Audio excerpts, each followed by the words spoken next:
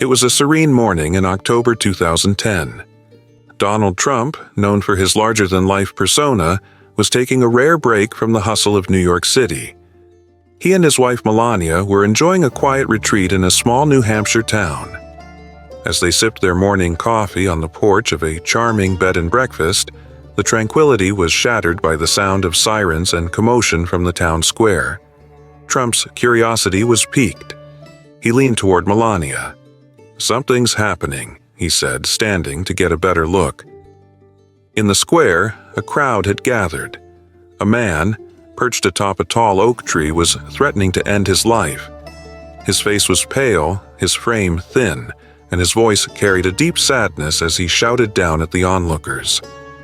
The scene was tense. Police officers, paramedics, and concerned townsfolk were all present, their faces marked with helplessness. Trump and Melania walked toward the square. As the crowd noticed him, whispers spread.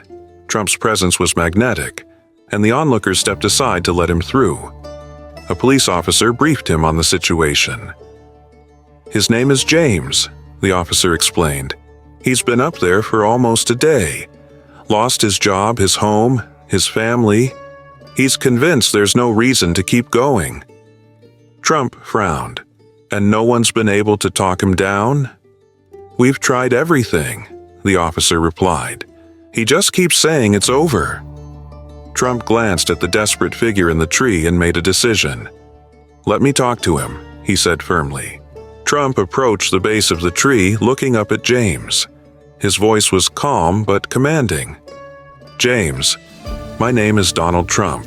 I want to help you. Will you talk to me?" James glared down. "Donald Trump," he scoffed. "Why would someone like you care about someone like me?" Trump didn't flinch. "Because I've been where you are, James. I know what it feels like to think the world is against you. But I also know it doesn't have to stay that way." James hesitated, his grip on the branch tightening. "You don't know anything about me," he said bitterly. "Then tell me," Trump said. "Tell me what brought you here." James sighed, his voice trembling as he began to speak. "I worked at the factory in town for 15 years. I gave them everything, my time, my strength, my life. Then they shut it down without warning. No severance, no support, just gone." He paused, his eyes filling with tears.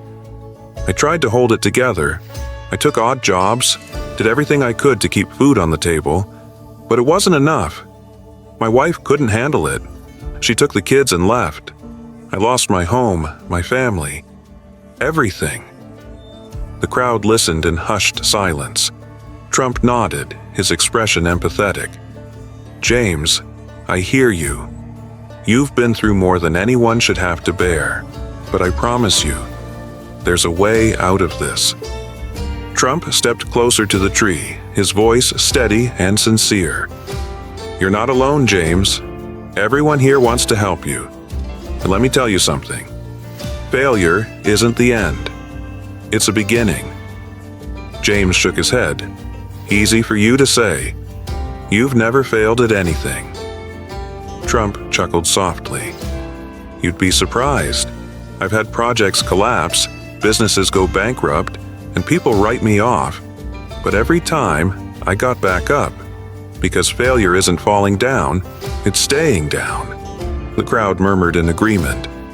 James seemed to soften, his grip on the branch loosening slightly. "Why would you care about someone like me?" he asked again. "Because your life matters, James," Trump replied.